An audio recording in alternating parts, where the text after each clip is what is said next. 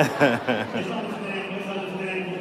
How many people really understand what's going on with the evolution of the internet, monetary, capital, everything, even as far as digital identity, real estate? What we got to understand is that everything is evolving and going to what we like to call Web 3.0. So it's the evolution of the internet.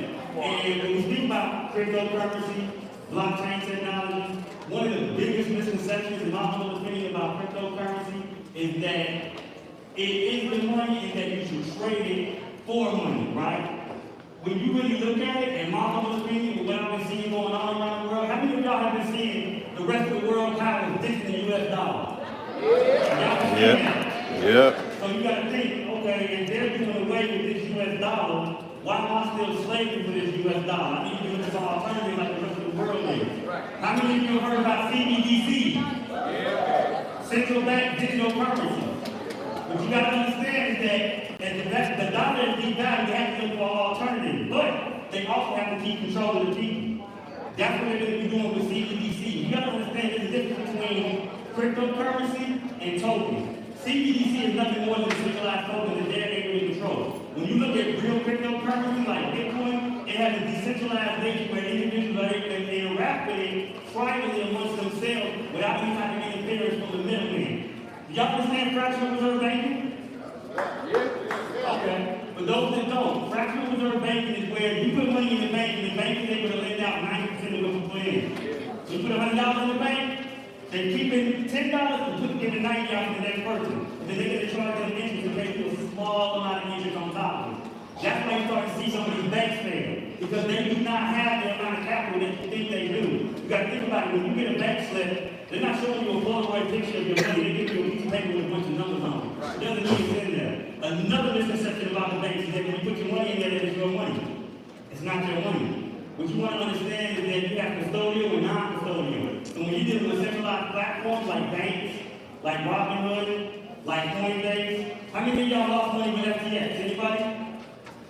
Okay, that's a good thing. FTX was a derivative exchange that allowed individuals to input cryptocurrency and trade with it. But what they were doing with the capital that they were giving them, they were actually spending it and investing it as they pleased. So they ended up running out all the capital that they had and they ended up closing up the platform. Now, a lot of individuals thought that that was a direct result of it being crypto, when it wasn't. It was a big misconception. What it was a centralized platform that failed. When you look at cryptocurrency, what I want y'all to understand is decentralized finance.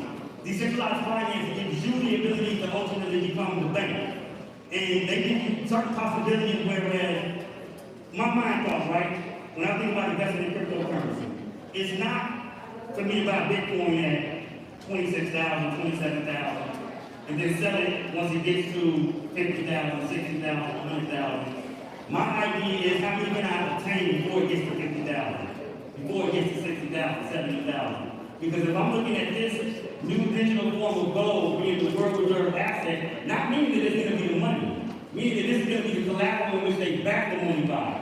Then I might be able to have that collateral, because that's what the actual value is. A lot of individuals got a misconception that obtaining cryptocurrency and then selling it back to Federal Reserve notes is the right idea. But you got to look at it like this: if don't nobody else know the dollar, why do you? The idea is that you want to have assets that are able to appreciate against the dollar. A lot of times they like to flash within the black community, stacks of money, and make us think that that is where the value is. I'm here to tell you that it's not. The more money you have, the more in debt you will, because of the debtors note. They have absolutely no intrinsic value. Now, we use them as a medium of exchange, but in our mind, the idea is how many can I save? It's not about how many dollars you can save, it's about how many dollars you're worth. So you got to understand net worth.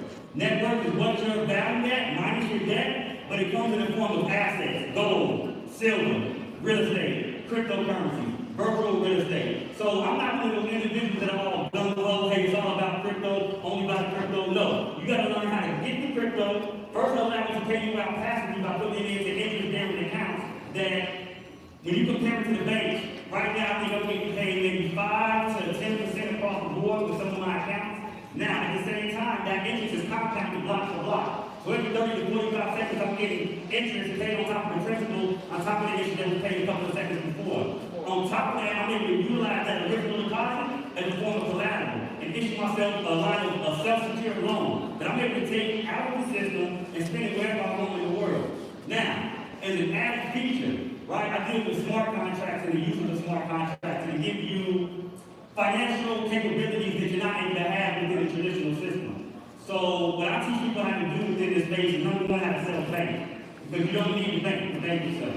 You understand? But you want to understand that you want to deal with self-custodial or non-custodial wallets, like Trust Wallet, MetaMask. Understand this, anything that you give up a password and an email to is centralized, meaning you don't really hold custody over the assets that are within that platform. Anything that gives you a private key and a seed phrase, that is your money, or that is your capital, that is your asset. Those are your digital tokens, that is your digital asset. And nobody can take that from you unless you give up those private keys or that seed phrase.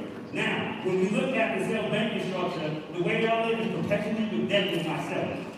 What that means is that when I get paid, and anytime I come across capital, I put it within my decentralized savings account. Now, I have the ability to put it in there with Bitcoin, Ethereum, and a couple of other digital assets. I also have the ability to stabilize it. A lot of individuals that got into this space didn't really understand the software that they were utilizing, so they didn't come across what I know as stable coins.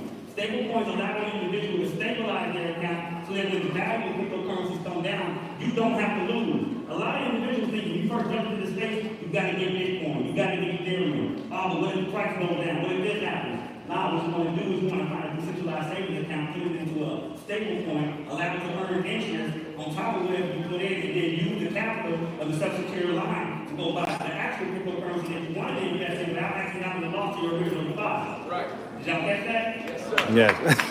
So what you're doing now is you're saving your original deposit from losing any type of capital and utilizing the debt. Now, on the flip side, when you're using the smart contract, you can take that debt balance, right? The money's already been spent. Let me give y'all an idea of what I'm saying so it makes more sense. Let's imagine I put $10,000 in JP Morgan. Now, let's imagine that JP Morgan also allows me to issue myself a line of credit against that, and at the same time, I'm able to take that original deposit and we'll say transfer it to gold and silver straight from the account, right? So now what I'm doing is that if I'm looking at the value of the assets in this form, cryptocurrency, but I'm using gold and silver as an example. If I'm looking at the value of those looking to go up, what I'm going to do is I'm going to do a collateral swap with a smart contract. What that's going to allow me to do is take my original deposit, we'll say $10,000, and move over into gold and silver, without having to pay off the loan that I originally took out against that deposit. Now, I'm getting paid on that original deposit, right? I'm also getting what is known as a distribution APY. So I'm getting paid dollar for dollar, but I'm also getting paid out of another cryptocurrency. If y'all actually want to know exactly what I'm talking about, there's a platform called Aave, AAVE. There's another one that's connected to it called Instadapp, INSTADAPP.io. You want to check out that platform. It's a decentralized savings account, and it runs on different networks. This is going to allow you to make deposits, grow those deposits with interest, have the ability to swap that original deposit out with an interest or an appreciating asset, take a loan out against your original deposit, spend the loan however you want. As an example, when COVID first hit, a lot of people lost their jobs, right? It was individuals that came to me and had cryptocurrency and did not want to sell their cryptocurrency.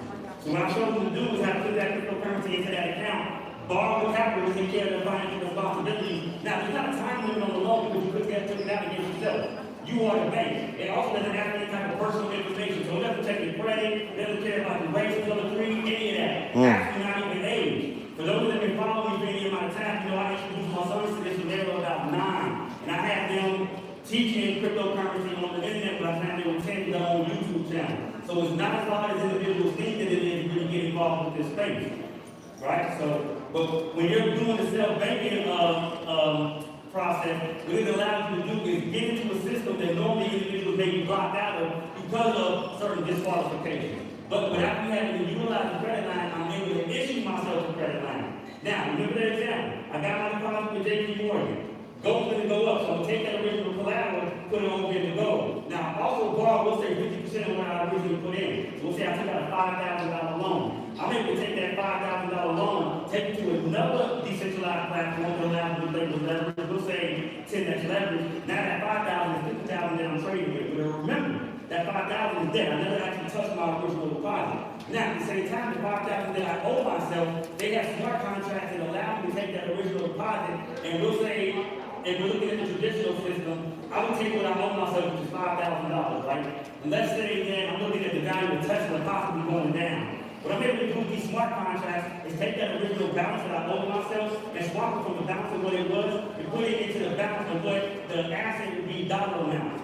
So let's say that $5,000 worth of Tesla would be 50 shares. What I've done now is take that $5,000 and move it over into 50 shares worth of Tesla. If the value of the Tesla goes down, the value of the share goes down, it brings down the value of my debt. So if you look at Tesla possibly decreasing 25, 35, 40%, you've knocked out that much amount of the debt that you have. Now, if you do that 1, 2, 3, 4 times, you've knocked off all the debt. So now you've knocked off the debt, you still got your original deposit, you still got your growth deposit, and you got your $5,000 that you brought from 50 that you use in trade somewhere else. All right? Damn.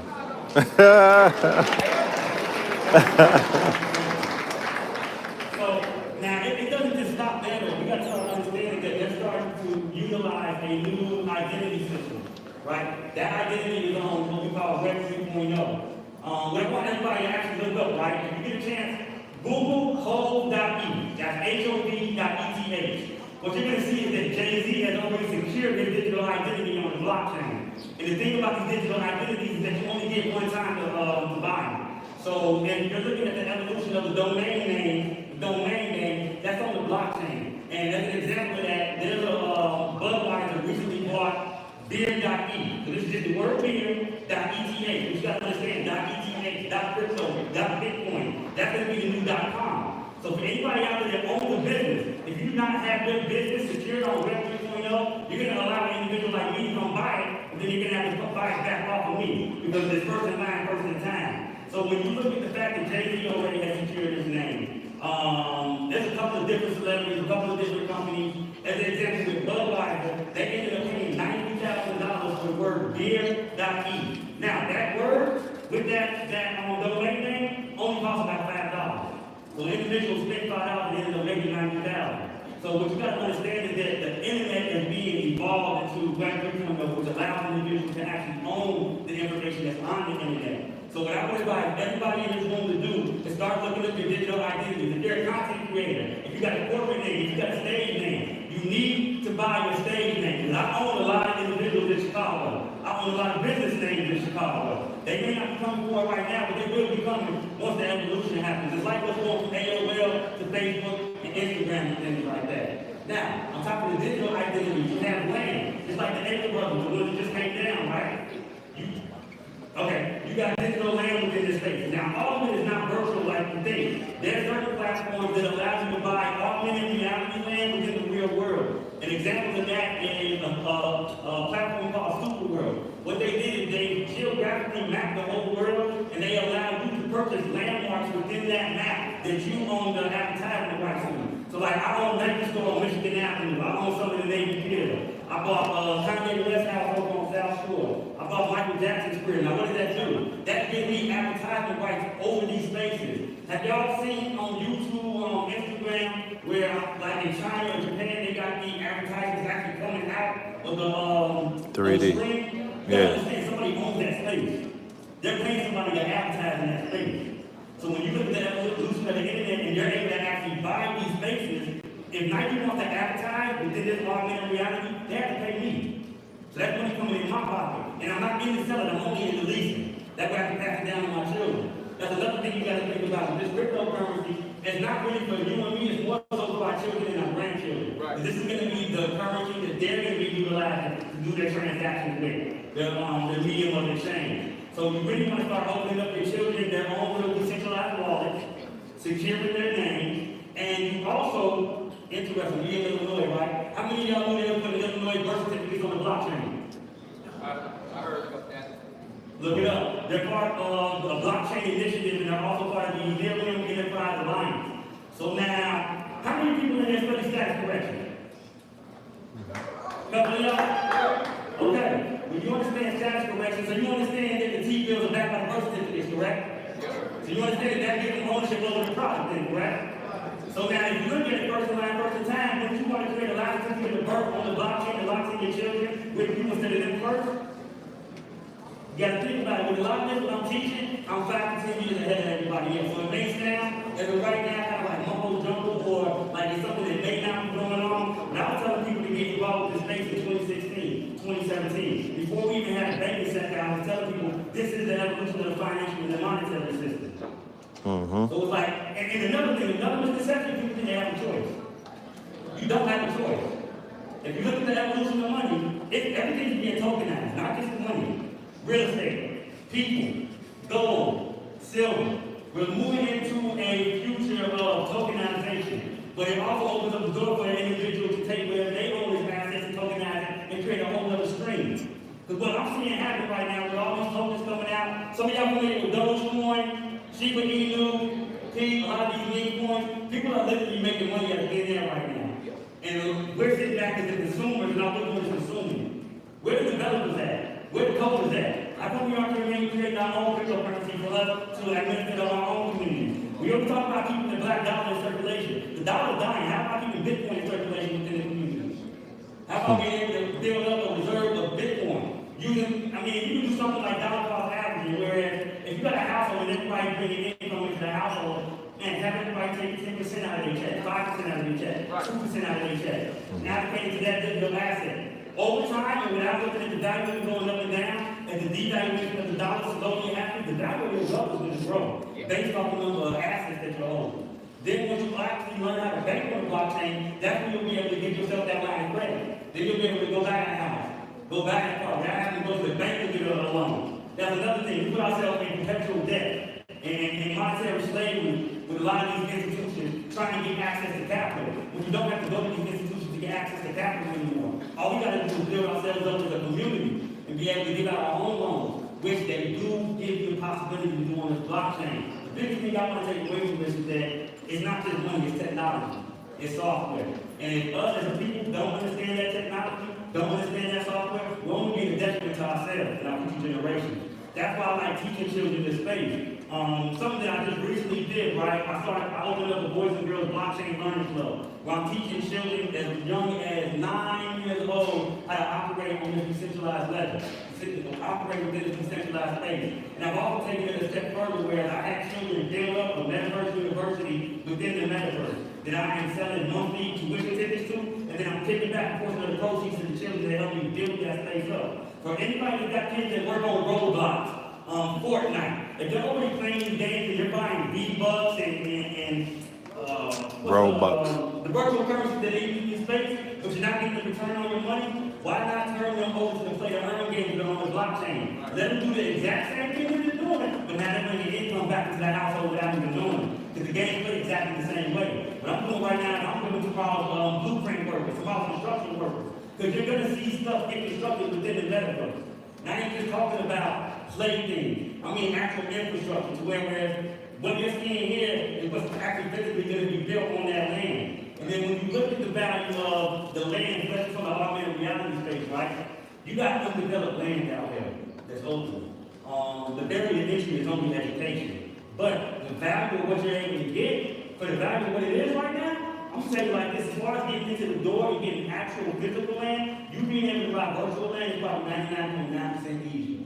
Because it's not asking for any personal information. All you gotta do is learn how to use the platform, press the button, boom, you got some virtual land. And the virtual land right now, I think it's over dollars because we have had a down market over the past year. But it's not gonna stay like that. That's another thing individuals gotta understand. A lot of times when people come into this space, they're only following the hype. So they're only jumping out when Bitcoin is skyrocketing to the sky. That's the worst time to get in. Bull markets is the worst time for new individuals to get in because they think that's how it operates. I put my money in and it just goes up. Right now, in the bear market that we're cracking out of, this would be the best time for individuals to get involved in this space because you're buying everything pennies on the dollar. Everyone was hyped about Bitcoin was 50,000, 60,000, almost 70,000. Now it's 26,000, nobody wants it. I don't understand. If you go into the store and you see a 40 or 80 or 70% discount, ain't you buying what you want? Why do you keep this space the same? But I understand what it is. It's a very good education. That's why I try to bring as much education as possible. That's why I'm really proud of Brother Keith for bringing me on the platform, introducing me to y'all. Because a lot of Chicago really don't know who I am. It's because of the way that I operate, the way that I move. You know what I mean? I move in a kind of secret way, kind of private way. Number one, because of the anonymity of the space. I figure that I don't have to share myself or have people fall in love so much with the face or the person. I just want them to fall in love with the information. That way, there's no actual material attachment to me. It's only the info that I want y'all to get. It's not even like, oh, y'all, like I said, I want y'all to pass down my okay.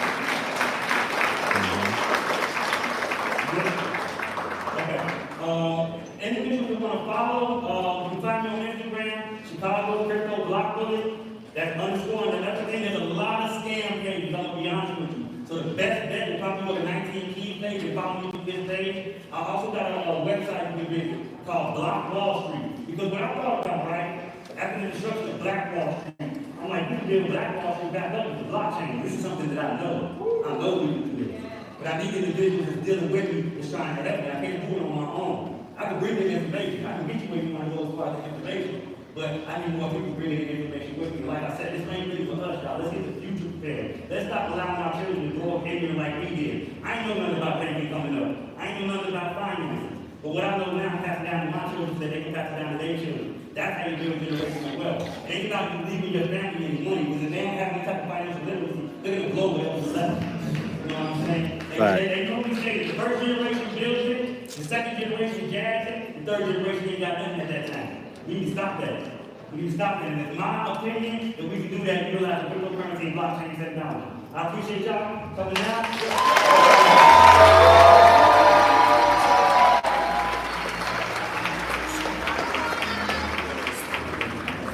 Once again, Chicago, put your hands together for Chicago's own, the Chicago Crypto Block Bully. Come on.